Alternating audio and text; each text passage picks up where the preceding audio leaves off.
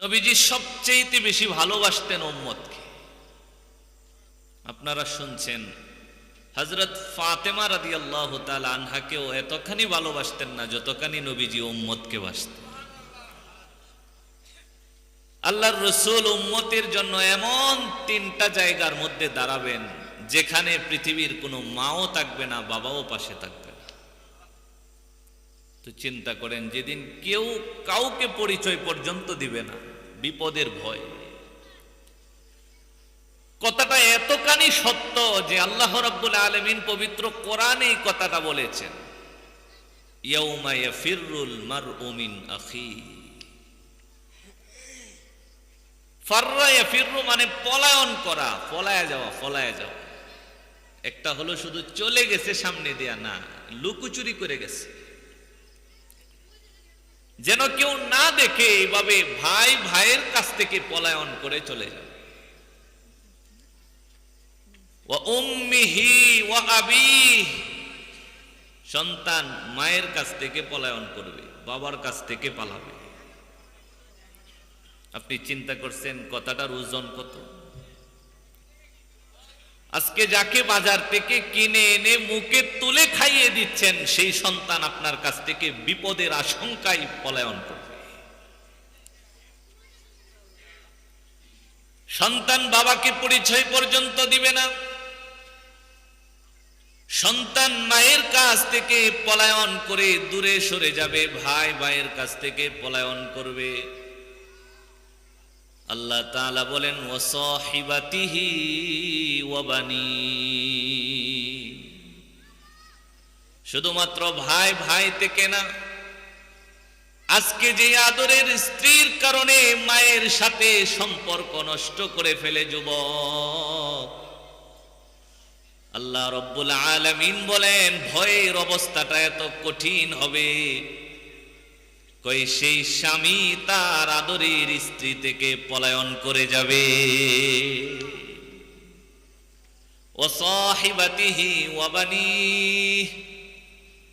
মা বাবা সন্তানদের কাছ থেকে পালিয়ে যাবে কেন? কারণ ভয়, না জানি কোন বিপদে পড়ি, নেকি যদি চাইয়া বসে তাহলে ফিরাবো কি বলে, এই কারণে ভয়ে পলায়ন করবে, কেউ যাতে না চিনে। আল্লাহর রাসূল বলেন ওয়া ইযাল আরদু মুদ্দাত, জমিনটাকে টানা হবে। ছোট বাচ্চারা সুইংগাম খায়, এরপরে মুখ থেকে বাহির করে আস্তে আস্তে খেলতে খেলতে সুইংগামটারে টেনে টেনে লম্বা করে। আল্লাহ তাআলা বলেন সূরা ইনশিকাকে ওয়া ইযাল আরদু মুদ্দাত, এই জমিনটাকে টেনে আল্লাহ লম্বা করবেন কেন? আল্লাহর রাসূল বলেন পয়গম্বর হযরতে আদম নবী থেকে নিয়ে কাল কিয়ামত পর্যন্ত পৃথিবীর বুকে এক মুহূর্তের জন্য যেই মানুষগুলি কখনো এসেছে, বর্তমানে আছে, কিংবা ভবিষ্যতে কিয়ামতের আগে আসবে, আল্লাহ রব্বুল আলামিন সমস্ত মানুষগুলাকে একটা মাঠে জমা করবে।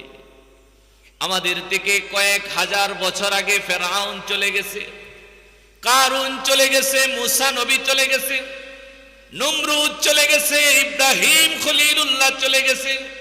আল্লাহর রাসূল বলেন সবাইকে একই মাঠে জমা করা হবে। আল্লাহর রাসূলকে জিজ্ঞাসা করা হয়, নবী প্রত্যেকের জন্য কতটুকু জায়গা বরাদ্দ রাখা হবে? আল্লাহর নবী বলেন শুধুমাত্র এতখানি জায়গা হবে। নবী বলেন মাউদিয়া কদামাইহি, দুইটা পা জমিনের মধ্যে রাখতে যতখানি জায়গা একজন মানুষের প্রয়োজন হয়, আল্লাহর নবী বলেন এতখানি জায়গা শুধু পাবে, আর আশেপাশে 1 ইঞ্চি জায়গাও নড়াচড়ার জন্য থাকবে না। আমার ভাই, মানুষেরা উপরে তাকিয়ে থাকবে। আল্লাহর রাসূল বলেন কাসিয়াতুন আরিয়াত, ওই জায়গার মধ্যে জামা থাকবে না, পোশাক থাকবে না, পায়ের মধ্যে কোনো জুতা থাকবে না, স্যান্ডেল থাকবে না, কোনো মানুষের খতনা করা থাকবে না। কই যেদিন মায়ের পেট থেকে দুনিয়ার মধ্যে ভূমিষ্ঠ হয়েছিল, সেদিন যেইভাবে খালি গায়ে ভূমিষ্ঠ হয়ে নেকড়া তার বিছানা হয়েছিল। আল্লাহর রাসূল বলেন সেই খালি শরীরে কিয়ামতের মাঠে সেদিন মানুষেরা দাঁড়াবে। আম্মা জান আয়েশা সিদ্দিকা বলেন, ইয়া রাসূলুল্লাহ, আপনার কাছে আমার জিজ্ঞাসা, মানুষেরা যদি উলঙ্গ দাঁড়ায়, একজন মানুষ সম্ভ্রান্ত ছিল, সেই মানুষটা কি আরেকটা মানুষকে দেখলে লজ্জা পাবে না? আল্লাহর রাসূল বলেন, আয়েশা রে, লজ্জা তো বহুত দূরের কথা, কয় আরেকজনের উলঙ্গ দেহের দিকে তাকানোর মতো সময়টুকু হবে না, কয় শুধু উপরে তাকাবে আর পৃথিবীর কোনো কথা কারো জবানে থাকবে না, শুধু একটাই বাক্য উচ্চারিত হবে, ইয়া নাফসি ইয়া নাফসি। পৃথিবীর কোনো মানুষ তার বাবার চিন্তা করবে না, গর্ভধারিণী মায়ের চিন্তা এক মুহূর্ত করার কোনো সুযোগ হবে না। সবার টেনশন একটাই, কখন বিচারের ফয়সালা হবে, মিজানের মিকদারের মধ্যে না জানি নেকির পাল্লা হালকা হয়ে যায় কিনা, না জানি ফুলসিরাতে আমি ধরা খেয়ে যাই কিনা, না জানি আমার আমল নামা আমার পিছন থেকে আমার বাম হাতে দেওয়া হয় কিনা। আমার ভাই বলতেছিলাম, সেই কঠিন বিভীষিকাময় দিনে পৃথিবীর কোনো মানুষের মা বাবা তাকে পরিচয় দিবে না, সন্তান মা বাবাকে পরিচয় দিবে না, স্বামী তার স্ত্রীকে পরিচয় দিতে চাইবে না, স্ত্রীও স্বামীর সামনে পড়বে না, সন্তান পলায়ন করবে। আজকে যেই ভাইয়ের জন্য, আজকে যেই নেতার জন্য, আজকে যেই লিডারের জন্য নিজের হাতের মধ্যে অবৈধ অস্ত্র উঠায় নেওয়া হয়, খোদার কসম সেই নেতাও সেদিন কর্মীর কাছে পরিচয় দিতে আসবে না। কেন? কারণ বিপদ বিপদ। আল্লাহর রাসূল বলেন, বান্দারে, যেদিন তোমার পাশে কেউ দাঁড়াবে না ভয়ে, সেদিন মিজানের সামনে ফুলসিরাতের কিনারায় তোমার একজনই হিতাকাঙ্ক্ষী দাঁড়াবে, আর কেউ না, মুহাম্মাদুর রাসূলুল্লাহ সাল্লাল্লাহু আলাইহি ওয়াসাল্লাম। আমার ভাই, আল্লাহর রাসূল সেদিনও আমাদের পিছু ছাড়বে না। নবীজিকে সর্বপ্রথম উঠানো হবে কবর থেকে। আজকে মদিনার মসজিদে নববীতে যেখানে আমার রাসূল শুয়ে আছেন, সেই জায়গাটা থেকে জিবরাইল আলাইহিস সালাতু ওয়াস সালাম প্রথম আমার রাসূলকে উঠাবেন। রাসূলের আগে পৃথিবীর কোনো মানুষ হাসরের মাঠে উঠবে না। নবীর জন্য উত্তম আসন থাকবে। আমরা বারবার রাসূলের জন্য পড়ি, ওয়াবাসহু মাকামাম মাহমুদা। নবীর জন্য একটা প্রশংসনীয় আসন আছে, সিংহাসন আছে। আমার নবীকে আল্লাহ বলবেন বসার জন্য, নবীজি বসবেন না কেন? আমার রাসূলের টেনশন, আমি যদি বসি আর যদি সিংহাসন আমাকে উড়াল দিয়ে আল্লাহর জান্নাতের মধ্যে নিয়ে চলে যায়, তবে আমার যেই উম্মতগুলি ফুলসিরাতে ধরা খাবে, মিজানে আটকে যাবে, সেই উম্মতগুলির জন্য সুপারিশ করবে কে? আমার ভাইরা, এমন একজন রাসূল পেয়েছি, এটা হলো মৃত্যুর পরে আমাদের সাথে নবীজির আচরণ। সেই নবীজি জীবদ্দশায় থাকতেই উম্মত যেন আল্লাহ রাব্বুল আলামিনের কাছে দামি হতে পারে, আল্লাহর বানানো সেই জান্নাতের মধ্যে যেন উম্মত পৌঁছাতে পারে। এই কারণে আল্লাহর নবী সাল্লাল্লাহু আলাইহি ওয়াসাল্লাম আজ থেকে 1450 বছর আগেই কিভাবে আল্লাহর কাছে দামি হওয়া যায়, জান্নাতের মেহমান কিভাবে হওয়া যায়, নবীজি আমাদেরকে সুসংবাদ দিয়া গেছে।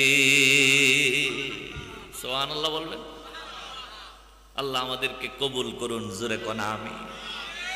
এই সুসংবাদটার প্রমাণ যিনি এটার প্রমাণ হিসেবে রয়ে গেছেন, তিনি হলেন সাহাবী হযরত উবাদা ইবনে সামিত রাদিয়াল্লাহু তাআলা। আল্লাহর রাসূল ওই সাহাবাকে একদিন বললেন, উবাদা, ইযমানুলি সিত্তাম মিন আনফুসিকুম, কই তোমরা যদি আমাকে 6টা জিনিসের নিশ্চয়তা দিতে পারো। কয়টা জিনিসের? সবাই বলতে হবে তো। না রাত্র হয়ে গেছে দেখে জিমায়া গেছে? একটা তাকবীর দিবেন জুড়ে, নারায়ে তাকবীর। পিছনের এরা বলছে না, পিছনের যুবক ভাইরা এরা এখনো হীনমন্যতা শেষ করতে পারছে না। ভাই 12টার আগেই শেষ হবে ইনশাল্লাহ, আপনারা টেনশনে থাকেন না। ইনশাল্লাহ আমরা সবাই একসাথে বাড়ি যাব। হ্যাঁ, আমি বাড়ি যেতে যেতে আপনারাও যাবেন। হ্যাঁ, একই এলাকার মানুষ, একসাথে বসছি, এই আধা ঘন্টা 40 মিনিট চলবে ইনশাল্লাহ। শুধু একটা সুসংবাদ শোনাবো, এছাড়া আর সামনে পারবো না। হযরত উবাদা বিন সামিতকে আল্লাহর রাসূল বলেছেন, উবাদা তোমরা যদি আমাকে কয়টা জিনিসের নিশ্চয়তা দিতে পারো? 6টাই। 6টা জিনিসের নিশ্চয়তা। নিশ্চয়তা তো বুঝেন, আরেকটা শব্দ আমরা ব্যবহার করি, কই জামিন যদি হইতে পারো। কি হইতে পারো? জামিন। জামিন সুদের টাকার জামিন হয় না? এই জামিন আর কি, কই হ্যাঁ যদি না দেই তাহলে আমি দেও, তুমি চোখ বন্ধ করে দেও। ওরে জামিনদার আবার হেতে 10,000 খাও, ওটা জামিন আছি না, তোর জামিন কেউ ওই বলে এখন এই খাচ্চর আছে না না এলাকাতে? ব্যবসায়ীও আছে, কাস্টমারও আছে, এই খাচ্চরও আছে। আল্লাহ আমাদেরকে হেফাজত করুন, জোরে কোনা আমি। সুদকুরের পেট হইব ঘরের মতো, এর ভিতরে সাপ কিলিবিলি করবে। এর চক্ষু যতদিন খোলা এতদিন বুঝবে না সুদকুর। যেদিন চক্ষু বন্ধ, এদিন ওই চোখের সামনে সব